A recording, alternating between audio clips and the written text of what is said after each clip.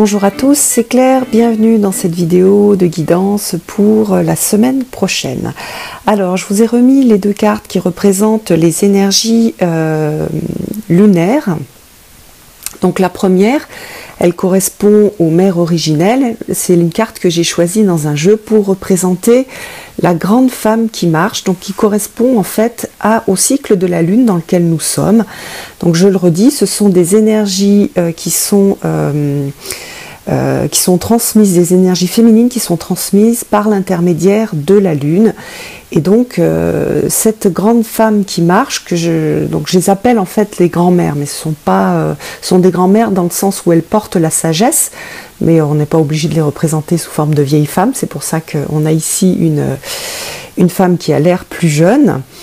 Alors cette grande femme qui marche, elle est accompagnée par la couleur blanche, et c'est la femme qui guide par l'exemple.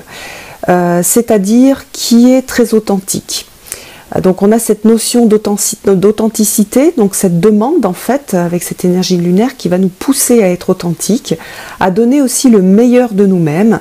Et puis, et ça vous avez certainement dû le sentir, et d'ailleurs c'est tout à fait en phase avec les énergies d'Halloween, de ne pas avoir peur de son ombre. Donc tous les contenus refoulés vont remonter à la surface et il va s'agir d'y faire face.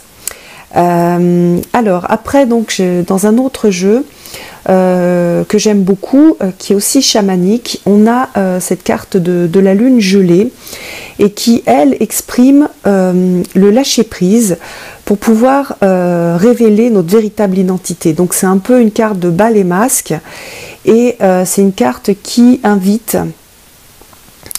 c'est une énergie en fait c'est une carte qui représente l'énergie qui invite aussi à être authentique, à révéler qui nous sommes vraiment, sachant que dans ces moments-là, on a une résistance de soi-même, parce que c'est moins confortable quand on a vécu tout le temps avec certains masques, ça donne, comment dire, on a une impression d'être protégé, donc c'est insécurisant un petit peu, puis surtout, parfois on a de la résistance de la part des gens qui sont autour de nous, des gens qui ont l'habitude de nous voir d'une façon, on a eu l'habitude de se montrer d'une façon particulière, et quand on a un changement, quand on montre un changement, qu'on montre notre véritable nous-mêmes, ça peut déplaire, et donc on peut avoir aussi une résistance de l'entourage qui dit non, je te reconnais pas, comment ça se fait, t'étais pas comme ça d'habitude tu es toujours à l'écoute de mes demandes, etc. Puis là tu changes, comment ça se fait?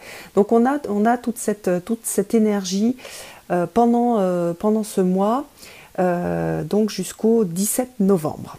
Alors maintenant on va regarder les énergies par signe.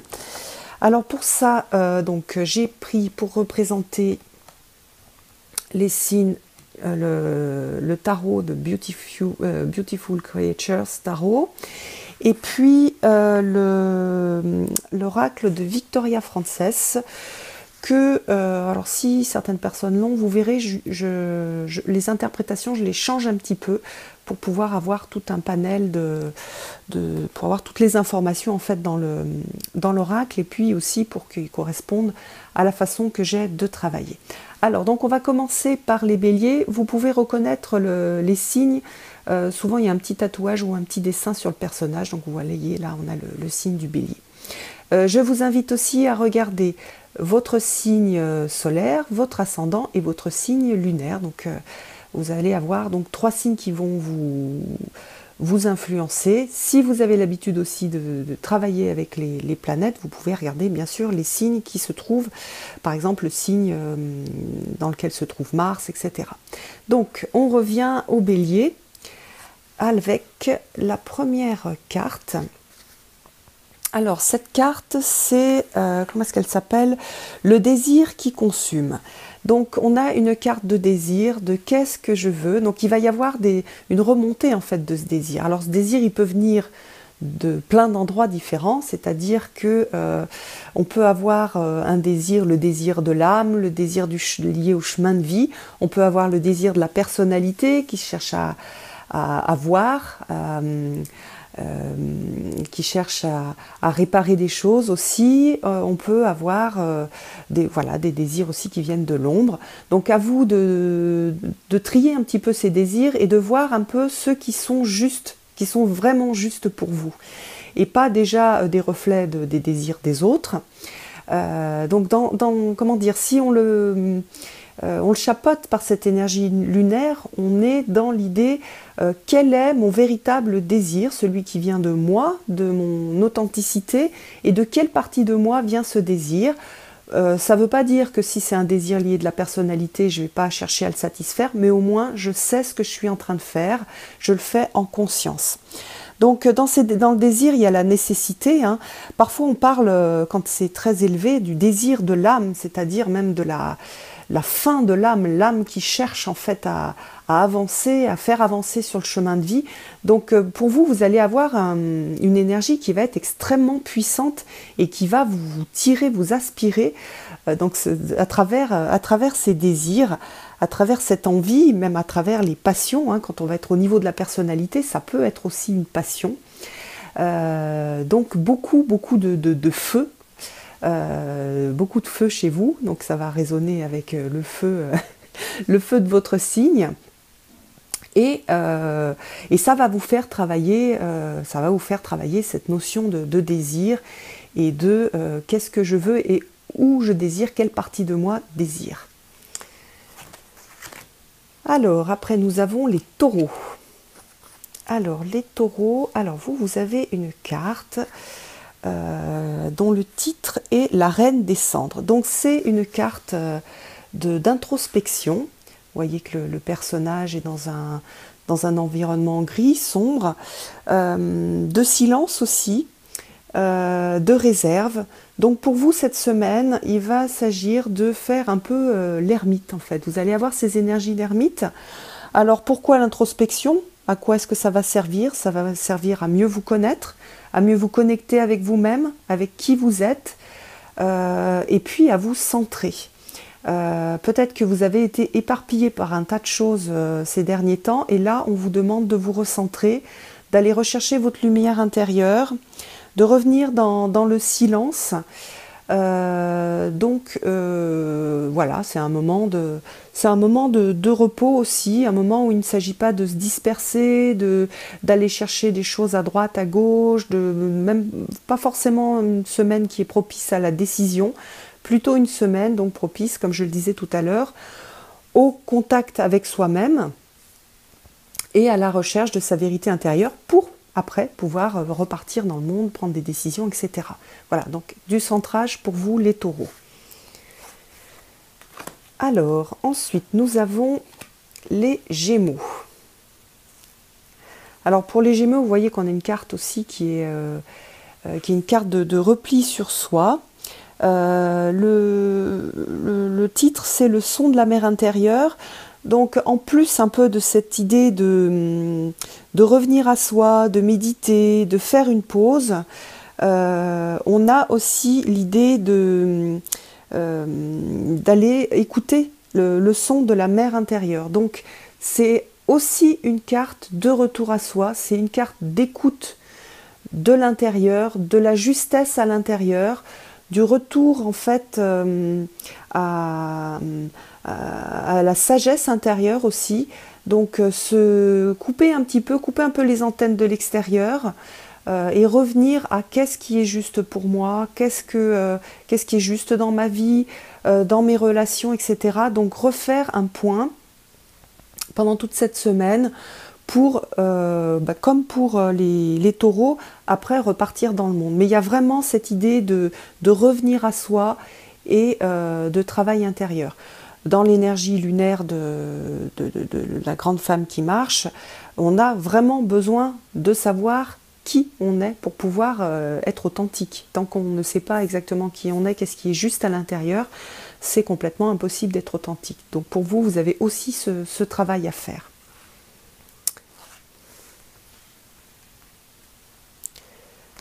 Alors ensuite, nous avons pour les cancers la carte 32. Alors cette carte 32, c'est la rose de minuit. un joli titre.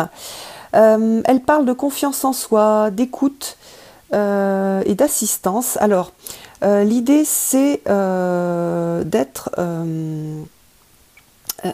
focalisé, d'avoir un objectif. Donc pour vous, on va plus vous demander de commencer à rêver, à voir quelles sont les choses qui sont importantes pour vous et à vous focaliser dessus. Donc c'est le moment de commencer à conceptualiser un projet, une envie, une direction. Donc vous avez certainement travaillé sur vous les semaines précédentes et donc il y a quelque chose qui est prêt à se montrer, qui est prêt à mûrir et qui est prêt aussi à être conçu. Donc vous êtes dans une phase de créativité et avant de vraiment partir dans le faire en fait, vous êtes sur concevoir mentalement.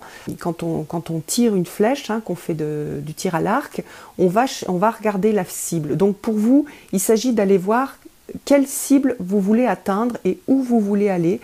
Donc un moment pour planifier, et puis pour rêver. Voilà, il y a quelque chose d'important lié au rêve qui va vous permettre aussi de concevoir ce dont vous avez envie dans votre vie et ce qui est juste pour vous.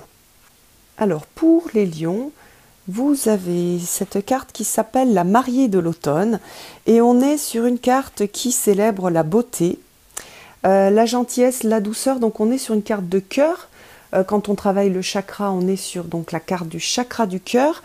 Donc vous allez avoir pendant toute cette semaine l'opportunité de briller, de montrer votre beauté intérieure et par l'utilisation des énergies du cœur, vous allez avoir aussi une guérison qui va se faire. C'est-à-dire que en utilisant votre cœur, en étant ouvert aux autres, vous allez avoir des parties de vous qui vont guérir et vous allez aussi être source de guérison pour les autres.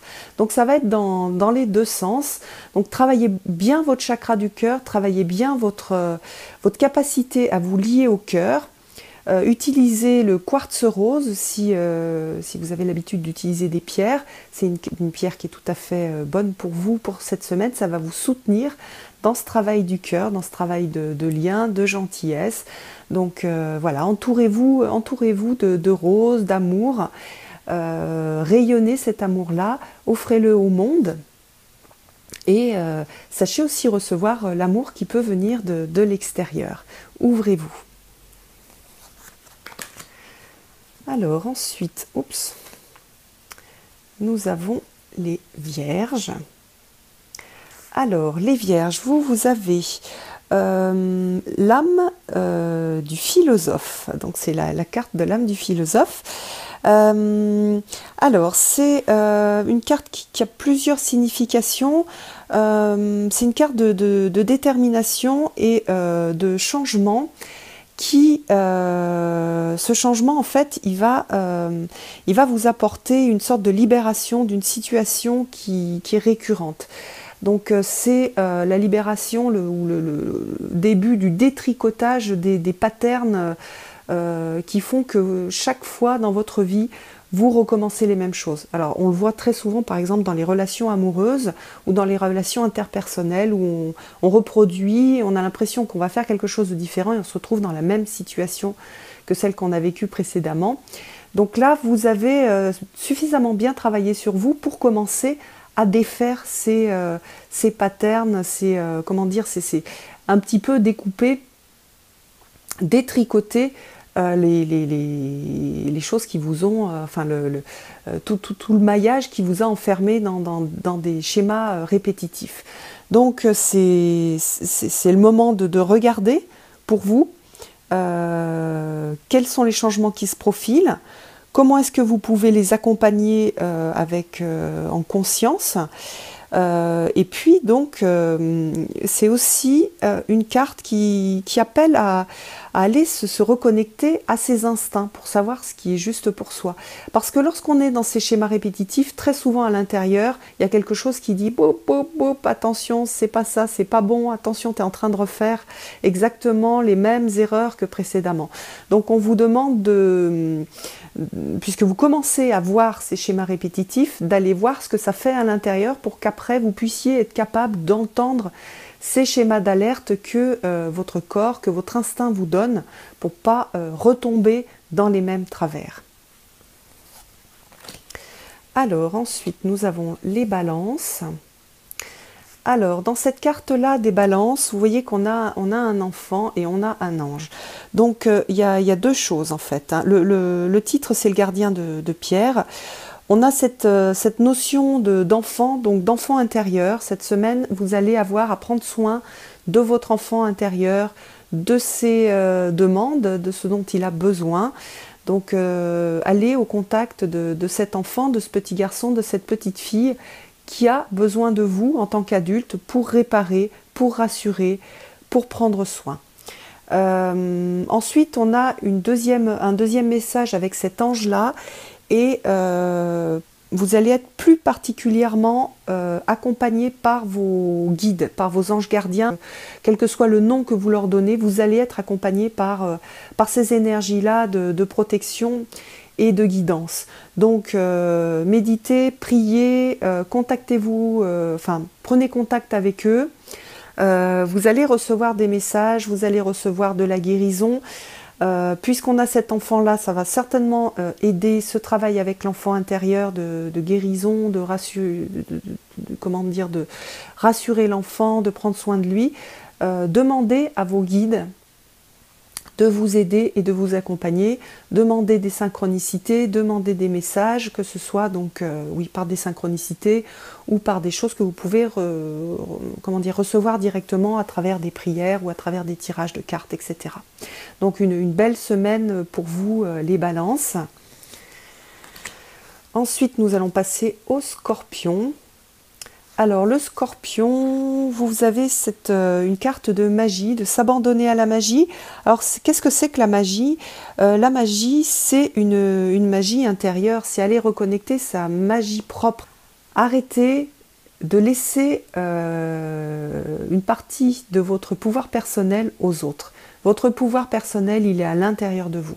La sagesse, elle est à l'intérieur de vous. Allez chercher cette sagesse intérieure. Personne d'autre que vous ne sait mieux ce qu'il vous faut, ce qui est juste. Bien sûr que les autres peuvent vous donner des conseils, mais après, il faut aller le faire passer au crible de la sagesse intérieure. Donc, un gros travail de conscience, de se relier à son cœur, de se relier à ses instincts pour les Scorpions. Attention à l'impact que peuvent avoir les autres, l'impact qui est négatif, l'impact, on peut lorsqu'on est fragile se dire c'est telle personne qui a raison, oui je vais suivre les conseils d'un tel ou d'un tel, non.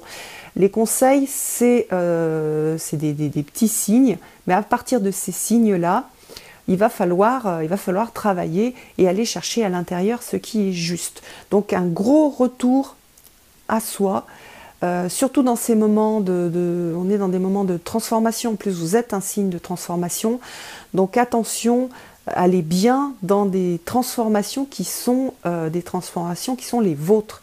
N'allez pas vous transformer en quelque chose que vous n'êtes pas, restez bien centré sur vous et sur votre sagesse intérieure, allez la contacter, utilisez vos animaux totems, utilisez vos guides, utilisez tout ce qui vous permet de vous relier à cette sagesse intérieure et ayez confiance en elle, ayez confiance en vous, en cette capacité, en votre magie, vous l'avez en vous la magie.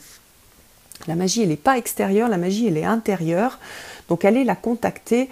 Je vous conseille aussi de travailler les rituels qui permettent donc de se relier plus fortement à sa propre magie. Donc après, nous avons les Sagittaires.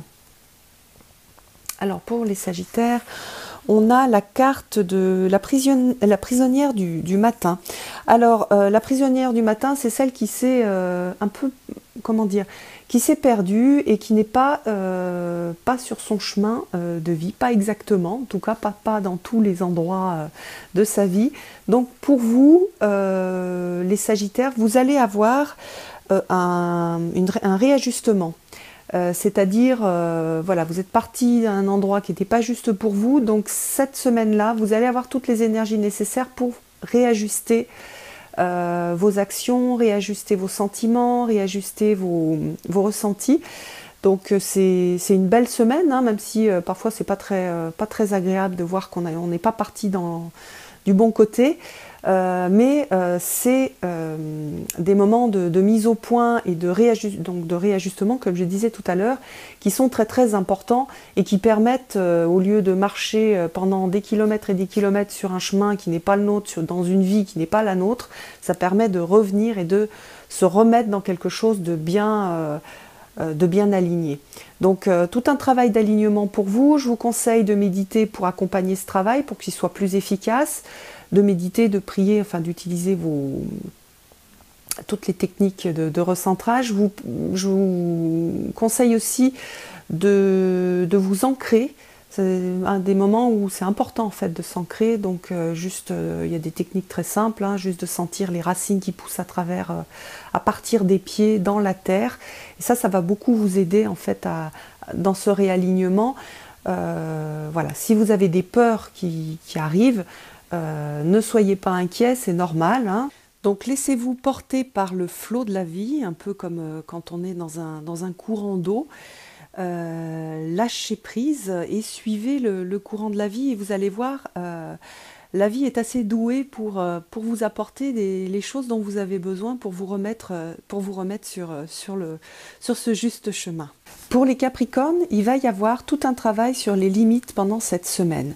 Les limites, les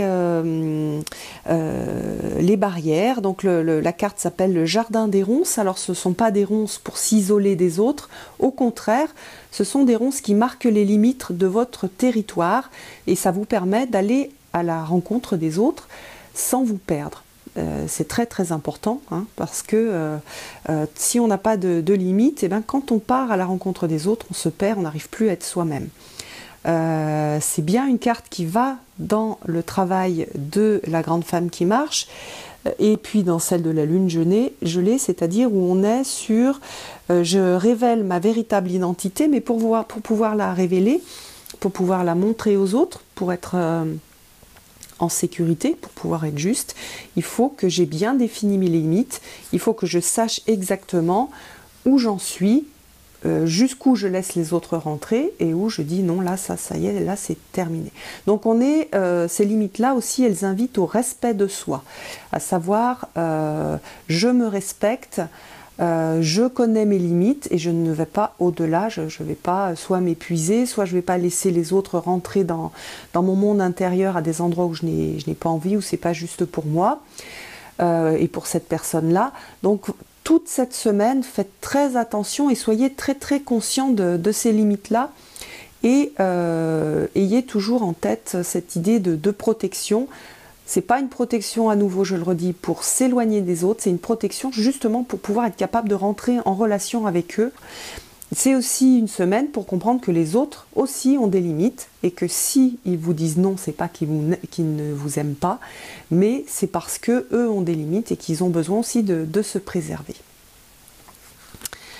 Alors ensuite, nous avons la carte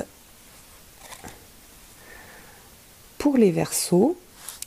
Alors pour les Verseaux, on a la douce danse. Alors c'est une carte de lien, d'amour, de relation, hein, pas forcément d'amour juste entre, comment dire, d'amour amoureux, hein, c'est aussi toutes les relations. Et pendant toute cette semaine, on a un travail à faire, les Verseaux, parce que moi je suis Verseau aussi, sur assainir en fait, assainir les relations. Quelles sont les relations qui sont justes? Comment est-ce que je me positionne dans les relations qui sont justes pour moi? Mais est-ce que je suis à ma juste place? Est-ce que je m'exprime correctement? Est-ce que j'exprime les besoins que j'ai? Est-ce qu'au contraire, comme j'ai peur de perdre l'autre, je n'ose pas exprimer? Ou alors est-ce que je suis tout le temps dans l'agression de l'autre parce que j'ai des peurs? Voilà. Donc il y a tout un travail la semaine prochaine qui va être réalisé avec cette énergie en fait de savoir ce qui est juste dans les relations. Donc une semaine très très émotionnelle, hein, puisqu'on va être dans cet échange en fait, dans cette idée d'assainir. Vous pouvez demander Verseau l'aide de vos guides, parce que c'est des moments qui sont un peu complexes, donc ça demande d'avoir un peu de prendre un petit peu de distance, ça demande d'avoir du courage, ça demande d'aller à la rencontre de soi-même aussi.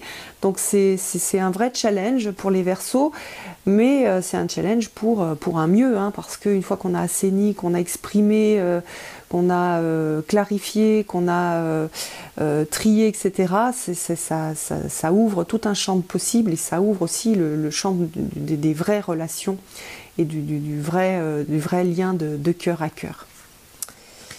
Alors ensuite, hop, nous avons les Poissons. Donc les Poissons, vous avez la maison et le royaume, donc il y a une sorte de stabilité pour vous, à partir de laquelle vous allez pouvoir agir, donc il va vous permettre d'agir. Donc certainement le travail que vous avez fait précédemment vous a apporté une stabilité, une certaine sécurité, et à partir de cette sécurité, vous allez pouvoir rentrer dans l'action, vous allez pouvoir commencer à mettre en œuvre des choses. Ça peut être dans plein de domaines différents, professionnels, amoureux, etc. Mais donc vous allez être cette semaine dans le faire. Donc ne restez pas couché comme cette jeune fille. Levez-vous et allez à la rencontre de votre destin. Allez faire, allez commencer à construire vos rêves. C'est une très belle semaine pour commencer et pour initier des choses. Voilà, écoutez, je vous souhaite à tous une très belle semaine et je vous donne rendez-vous pour une prochaine vidéo. À bientôt!